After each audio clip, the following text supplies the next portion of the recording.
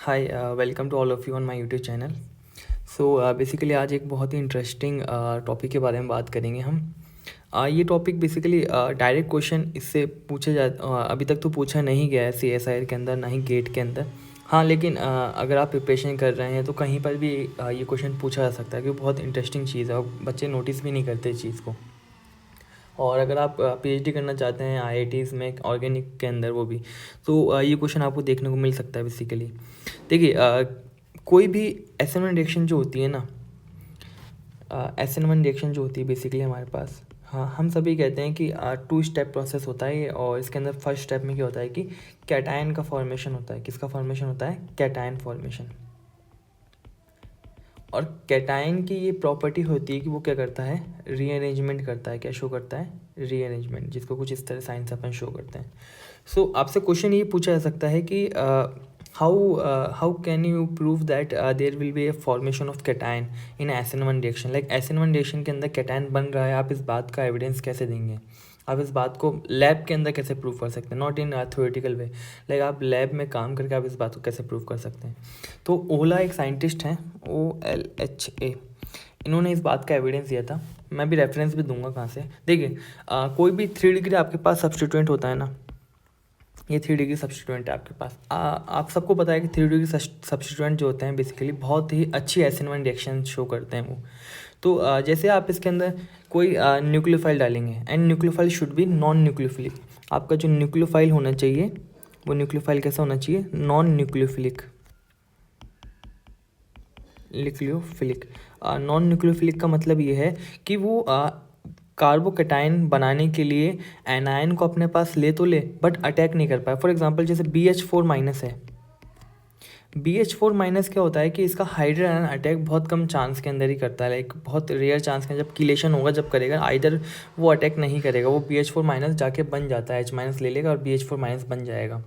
तो उसी तरीके से जो कुछ अपने पास एसिड्स होते हैं जिन्हें अपन बोलते हैं मैजिक एसिड्स। क्या बोलते हैं जिन्हें? Magic acids. For example SbF5 और PF5, ये क्या करते हैं कि एनायन तो ले लेते हैं F माइनस F माइनस, क्या बना लेंगे? SbF6 माइनस और PF6 माइनस। लेकिन अब ये जो एनायन है ना, वो वापस से कैटायन को प्रोटेक्ट नहीं करेगा, बल्कि कॉम्प्लेक्स फॉर्म बना लेगा कैटायन के साथ। तो यहाँ से आप कैटायन को क्या कर सकते हो? बेसिकली सेपरेट कर सकते हो। सेपरेट करना इतना पॉसिबल नहीं है इतना, लेकिन हाँ, फिर भी NMR के अंदर इसकी एक्टिविटी को कैच करा जा सकता है, कैटायन की एक्टिविटी को। तो कैसे? थोड़ी बहुत स्पेक्ट्रल इन्फॉर्मेशन हमें होनी चाहिए इसके लिए। एक कार्बन sp3 जो होता है ना, कार्बन sp3, अगर वो एक लो इलेक्ट्रोनेगेटिव एलिमेंट के साथ जुड़ा हुआ है, किसके साथ? लो EN एलिमेंट के साथ, तो इसकी जो पीक है ना बेसिकली वो 10 to 40 ppm आती है। क्या आती है? 10 to 40 ppm। लेकिन अगर वहीं हाई एलिमेंट हाई EN के साथ जुड़ा हुआ है तो 40 to 70 ppm। ठीक है। और एक 1 डिग्री हाइड्रोजन जो होता है उसकी पीक कितनी आती है? 0.7 से 0.9। 2 डिग्री कितनी आएगी? 1.2 से 1.7। और 3 डिग्री कितनी आती है? 2 पॉइंट समथिंग आती है हाइड्रोजन की। अब देखिए, यहाँ पर हमारे पास 3 तरह के एंटाइटी है। एक तो है हमारे पास 3 1 डिग्री कार्बन है। ठीक है, 3 क्या है हमारे पास? 1 डिग्री कार्बन। एक है हमारे पास 3 डिग्री कार्बन, और 9 हाइड्रोजन है हमारे पास 1 डिग्री। अब होता क्या है ना कि जब आप ग्राफ लेते हैं इसका, बेसिकली जब हमें इसका ग्राफ मिलता है तो ग्राफ के अंदर देखने को मिलता है कि 13C का जो ग्राफ होता है ना, 13C NMR, तो उसके अंदर एक कार्बन की जो पीक आती है ना, एक कार्बन की पीक आती है 330 ppm पर, यानी कि इतनी हाई। और 330 का मतलब है कि ये जो कार्बन है जिसकी 330 पर पीक आई, ये हाईली कैसा होगा? हाईली डी शील्डेड होना चाहिए। कैसा होना चाहिए? हाईली डी शील्डेड, यानी कि हाईली इलेक्ट्रॉन डेफिशिएंट होना चाहिए। क्या होगा? Highly electron deficient. और हाईली इलेक्ट्रॉन डेफिशिएंट कब होगा? वो हाईली इलेक्ट्रॉन डेफिशिएंट तभी होगा जब वहाँ पर क्या बन रहा होगा? कैटायन बन रहा होगा। तो बेसिकली एक कार्बन की पीक कितनी आती है? इस वाले कार्बन की पीक आती है आपकी 330 पिकोमीटर, जो कि इस बात को इंडिकेट करता है कि कार्बन के ऊपर क्या है? पॉजिटिव चार्ज है। अब सपोज किसी कार्बन को पॉजिटिव चार्ज है, तो ऐसा तो है नहीं कि उसका इफेक्ट केवल उसी कार्बन पर होगा, ऑब्वियसली उसके जो एडजेसेंट कार्बन है उन पर भी उसका इफेक्ट पड़ेगा। यानी कि जो तीनों CH3 है ना, इनकी पीक कितनी आनी चाहिए थी, 10 to 40 के बीच में आनी चाहिए थी, कितने 10 to 40, बट इनकी इनकी पीक कितनी आती है 50 ppm। और उसी कैटायन का इफेक्ट किसके ऊपर पड़ता है, डी शील्डिंग का इफेक्ट हाइड्रोजन के ऊपर भी। हाइड्रोजन की पीक कितनी आनी चाहिए थी, हाइड्रोजन की पीक बेसिकली 0.7 से 0.9, बट हाइड्रोजन की पीक आती है 5.9 ppm। तो आप पहली बात तो क्या करेंगे, एक नॉन न्यूक्लियोफिलिक एजेंट लेंगे, और उसके साथ ही सॉल्वेंट भी आप कैसा लेंगे, थोड़ा सा ऐसा होना चाहिए जो कि पोलर ना हो। अगर आप पोलर सॉल्वेंट ले लेंगे ना, तो लाइक आपने वाटर ले लिया, तो वाटर का जो ऑक्सीजन है बेसिकली वही आपका अटैक कर देगा कैटायन के ऊपर, तो आप कैटायन को सेपरेट नहीं कर सकते। तो इस तरीके से आप एक मैजिक एसिड लेकर और नॉन न्यूक्लियोफिलिक सॉल्वेंट लेकर के बेसिकली एक कॉम्प्लेक्स बना सकते हैं। वो कॉम्प्लेक्स क्या करेगा, जब आप उसका स्पेक्ट्रल डाटा लेंगे तो उसका स्पेक्ट्रल डाटा जो होगा कैटायन की इन्फॉर्मेशन देगा हमें, और यही उसके बाद आपको रीअरेंजमेंट का भी डाटा दे सकता है। ठीक है, देखिए इसका रेफरेंस क्या है, बेसिकली इसका रेफरेंस है आपके पास क्लिडेन, चैप्टर नंबर 15 पढ़ सकते हैं आप, चैप्टर नंबर 36 के अंदर छोटा सा टॉपिक दे रखा है, उसको डिस्कस कर सकते हैं। देखिए रीअरेंजमेंट का क्या एग्जांपल, तो जो रेफरेंस है ना बेसिकली मतलब कि आप ये कैसे बताएंगे कि रीअरेंजमेंट हो रहा है, तो उसके लिए एक एग्जांपल एक क्लिडेन में दे रखा है। मैं मेंशन भी कर देता हूँ, क्लिडेन चैप्टर 36 के ऊपर आपको इजीली मिल जाएगा ये। देखिए इसके अंदर क्या हो रहा है कि दो एग्जांपल दे रखे हैं। ये बेसिकली 1 डिग्री है जहाँ पर लिविंग ग्रुप लगा हुआ है, और ये 3 डिग्री लिविंग ग्रुप लगा हुआ है।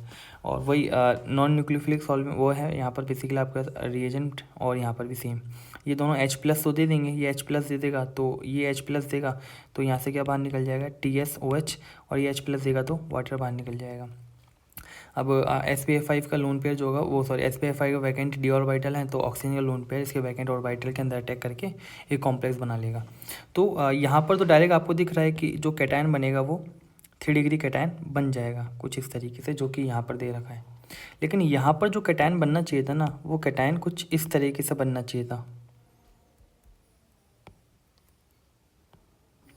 ये कैटायन, बट इसका कोई भी एग्जिस्टेंस हमें NMR स्पेक्ट्रा के अंदर देखने को नहीं मिलता है, यानी कि ये यहाँ पर नहीं मिलता, बल्कि इसकी जगह क्या मिलता है, इसकी जगह भी सेम यही कैटायन आपको देखने को मिलता है, और ये आपको देखने को नहीं मिलेगा।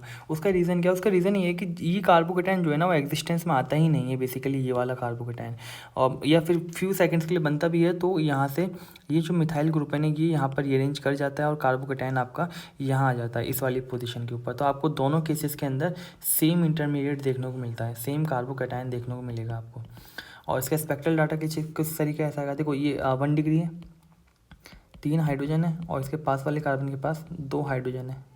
तो इस कार्बन के लिए इन 2 हाइड्रोजन का से ट्रिपलेट आएगा, देखो ये ट्रिपलेट आ रहा, और क्योंकि इसका कार्बोकेटायन से काफ़ी दूर है, और कार्बोकेटायन का यानी कि जो साइड एटम का इफेक्ट होता है वो केवल एडजेसेंट पोजीशन के ऊपर ही लगता है। तो इस कैटायन का इफेक्ट, इसकी जो डी शील्डिंग होगी वो इस वाले कैटायन के ऊपर, इस वाले कार्बन के ऊपर कोई इफेक्ट नहीं करेगी, तो इसकी पीक लगभग कितनी आएगी, जितनी आनी चाहिए उतनी आएगी। लेकिन ये जो कार्बन है जिसके पास 2 हाइड्रोजन है, इसके पास में CH3 है, यानी कि इसका क्या मिलेगा आपको, क्वार्टेट देखने को मिलेगा, और ये 2 डिग्री भी है। कैसा है ये 2 डिग्री बेसिकली, ये वाला कार्बन, ये जो कार्बन है, आपको मैं थोड़ा इसमें से अलग करता हूँ, ये जो कार्बन है ये वाला, ये 2 डिग्री है यहाँ पर। तो ये 2 डिग्री होने की वजह से इसका क्वाड्रेट देखने को मिलेगा, और 1 डिग्री से पीक इसकी ज़्यादा आएगी। तो बेसिकली जो 5 के ऊपर जिसकी पीक आ रही है ना, 5 के ऊपर ये 2 डिग्री वाला है, और जिसकी पीक है ना 4.5 के ऊपर आ रही है, ये वाले कार्बन है सारे के सारे। तो दोनों के केस के अंदर क्या मिलता है आपको, सेम इंटरमीडिएट देखने को मिलता है। सो बेसिकली यही था आज के लिए। I hope you like the video, so please just like it and share it and subscribe it. Thank you.